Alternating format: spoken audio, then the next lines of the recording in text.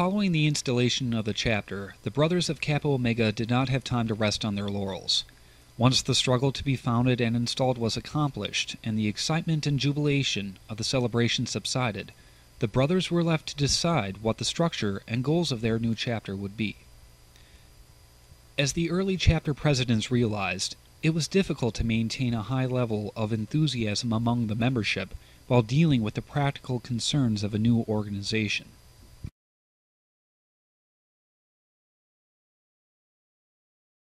I think that the fact that we're confident enough to send gentlemen to other fraternities to check them out, because we're confident enough that they're going to come back here.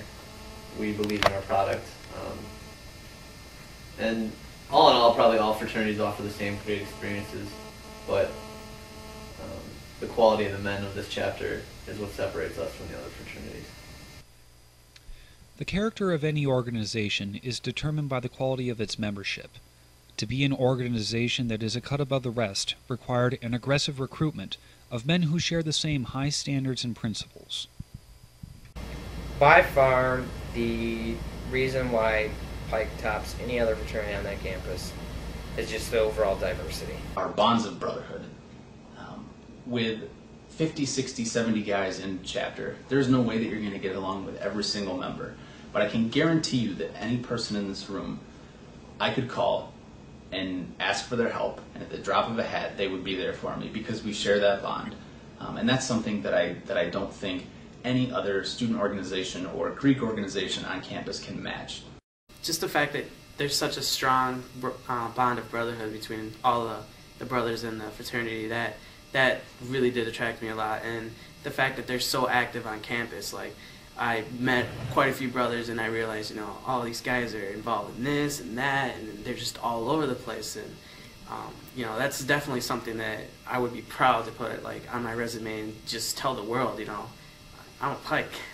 When guys wear our letters on campus here, people know that we're here to better ourselves. We are a real fraternity.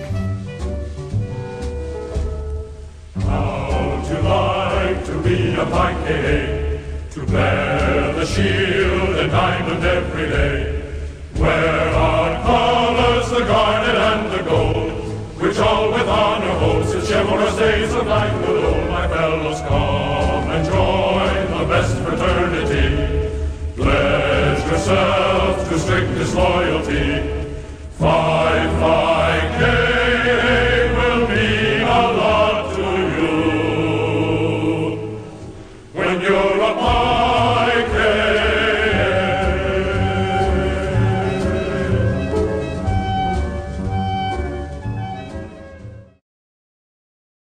As the honeymoon period subsided, one of the first challenges facing the young chapter was holding its own members to the high degree of excellence they demanded of themselves. The university, the international fraternity, and the chapter itself mandated minimum requirements. Brotherhood and friendship would be tested with accountability when brothers failed to meet their requirements. As a young chapter, and still to this day, it was difficult for some of the membership to understand why brothers had to be removed from their positions, or even asked to leave the fraternity because of grades and finances. I had removed 2 members from the chapter during the year. And that was really tough. They were liked by a lot of the younger guys in the class that had just come through. In that process, we also had another member that actually got up in the middle of the meeting after they were expelled and walked out as well, and never came back. And that was really, really tough to have something like that actually happen. I think that happens sometimes in an organization where you have a good amount of growth in a short amount of time, and there's decisions that need to be made, both individually and collectively, that, at the time it seems like it's not the most popular decision, obviously. Right. But in the long-term state of things, it continues that process. When I came into the role of SMC, probably the most challenging thing that was facing the chapter at the time was holding our brothers accountable for the minimum standards that we had put in place. I really thought that we were struggling with our grades, our community service, and our campus involvement. So the most challenging thing was trying to come up with a program that would actually hold our brothers accountable for those standards that we had put in place, without making it seem like we were trying to cut brotherhood out of the equation. So that was really probably the most challenging thing. Any brother of Kappa Omega will emphatically say that fraternity men do not buy their friends. Any valuable fraternal experience is comprised of men from different backgrounds, sharing their experiences, learning from one another, and challenging each other to be better men. However, like most Greek chapters, there is an infrastructure and a national organization that necessitates dues and the payment of other expenses. Finances was another thing. The chapter, when we took over, was a hard, big deficit. It took the whole year, but thank God to E-Board, they were able to get us out of the deficit.